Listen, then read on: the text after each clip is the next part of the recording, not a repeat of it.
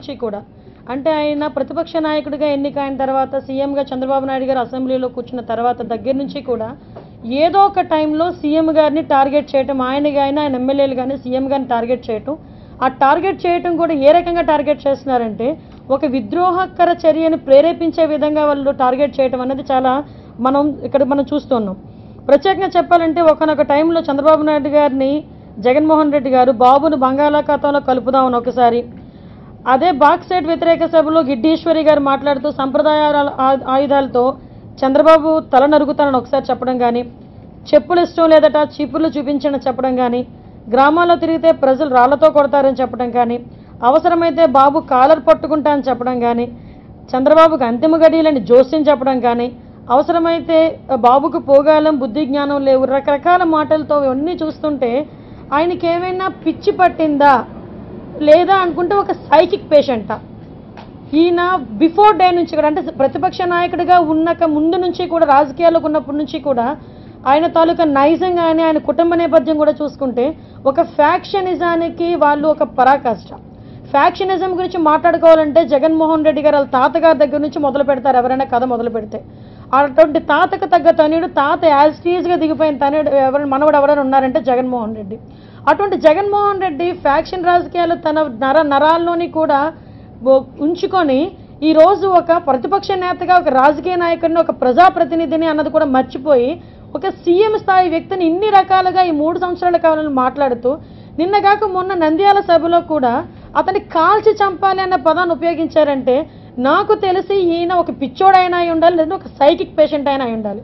ఈయన ఏదైనా psychological treatment ఆయన కనుక ఇప్పించగలిగితేనే ఫర్దర్గా కనీసం వైఎస్ఆర్సీపీని నమ్ముకున్న కొంతమంది కార్యకర్తలైనా బతికి బట్టగలరు తప్ప, లేకపోతే ఆయన సైకిక్ పేషెంట్ అని ఎందుకు అన్నామంటే రకరకాలుగా ఆలోచించండి. ఈరోజు చంద్రబాబు నాయుడు గారిని కాల్చి చంపాలి అని చెప్పడానికి ఒక్క రీజన్ చెప్పమానండి. దేనిగా అసలు కాల్చి చంపడం ఏంటి ఒక సీఎంని? ఒక రకంగా చెప్పాలంటే 200 రూపాయల పెన్షన్ని 1000 రూపాయల పెన్షన్ చేసినందుక కాల్చి చంపాలి. నదులు అనుసంధానం చేసి ఈరోజు కృష్ణా గుంటూరు అటువైపు వాటికన్నిటికీ కూడా నీరు ఇచ్చినందుక ఈరోజు కాల్చి చంపాలి. పట్టుసీమ ప్రాజెక్ట్ రెడీ చేసినందుక కాల్చి చంపాలి. చంద్రన్న బీమా ద్వారా ఎంతోమంది పేదవాళ్ళ బతుకుకి ఈరోజు ప్రాణం పోసినందుక ఈరోజు కాల్చి చంపాలి. ఇలా చూసుకుంటే రకరకాల స్కీములు పెట్టి ఈరోజు ప్రజలకు అండదండలుగా ఉన్నందుక ఈరోజు కాల్చి చంపాలి. లేకపోతే నీ తండ్రిలాగా నిన్ను మధ్యలో పెట్టుకొని భూదందాలు చేసి కోట్లు దోచుకున్నందుక ఈరోజు దాచుకోలేనందుక ఈరోజు కాల్చి చంపాలి. అంటే మీరు కాల్చి చంపాలి అన్న పదానికి ఎక్కడ కూడా మీ తాలూకా సైకిక్ నేచర్ కానీ సైకలాజికల్ డిజార్డర్ కానీ కనిపిస్తుందే తప్ప మీలో ఒక ప్రజాప్రతినిధి, ఒక రాజకీయ నాయకుడు ప్రజలకు ఏదో చేద్దామని తప్పని నాయకత్వం అయితే కనిపించట్లేదు. మీరే కాదు, మీ వెనకాతలున్న చాలామంది. అదే నంద్యాల సభలో ఈరోజు మనం చూసుకుంటే శిల్పా చక్రపాణి గారు తాలూకా మనుషులు కూడా ఈరోజు ఆయన మాట్లాడుతూ మెజార్టీ ఏమైనా తగ్గితే చేతులు గాజులు తొడుక్కుంటాం అంటే మహిళల్ని ఎందుకంటే కించపరిచి మాట్లాడతారు? నీ ఇంటిలో ఒక తల్లుంది, ఒక చెల్లుంది, నీ భార్య, అందరూ మహిళలే అంటే అపజయానికి గుర్తు ఈరోజు మహిళలను మీరు చూపిస్తున్నారా? అంటే మీరు ఒక రకంగా చెప్పాలంటే చేతగానితనానికి ఒక మహిళను మీరు ఉదాహరణగా తీసుకుంటున్నారా? అదే చేతులు గాజులు తొడుక్కున్న ఆదిపరాశక్తి ఈరోజు అందరినీ కూడా మనం కాపాడే తల్లి ఆదిపరాశక్తి అని మహిళల సంగతి మీరు ఎందుకు మర్చిపోతున్నారు? ఇవన్నీ కూడా మీరు మాట్లాడిన తీరు. అదే సభ మీద ఒక 3 మైనారిటీ అమ్మాయిల్ని చక్రపాణి రెడ్డి గారు తాలూకా కుటుంబం చంపింది అన్న ఒక నేపథ్యం వస్తే దానికి ఎవరైనా ఇబ్బంది పడుంటే క్షమించండి అని అదే సభలో అన్నారు. అంటే వాళ్ళు క్షమించండి అని పదం ఉపయోగించిన తర్వాత వాళ్ళు ఒప్పుకున్నట్టే. అంటే వీళ్ళు ఈరోజు అదే వైఎస్ఆర్సీపీ మహిళా ఎమ్మెల్యేలు ఈరోజు మాట్లాడుతూ చంద్రబాబు మహిళల గురించి మాట్లాడుతూ ఉంటే నాకు సామెత గుర్తొచ్చింది. అది ఫుల్గా చెప్పడానికి కూడా కొంచెం ఇబ్బంది పడే పరిస్థితి.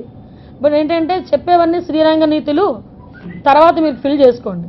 వీళ్ళు చెప్పేవన్నీ చాలా మంచి శ్రీరంగ నీతులు చెప్తున్నారు. బయటకు వచ్చి మహిళలకు అభ్యుదయానికి అలా చేస్తున్నాం, ఇలా చేస్తున్నాం, మహిళలు చంద్రబాబు నాయుడు ఇలాగ చేశారు, అలా చేశారు అని.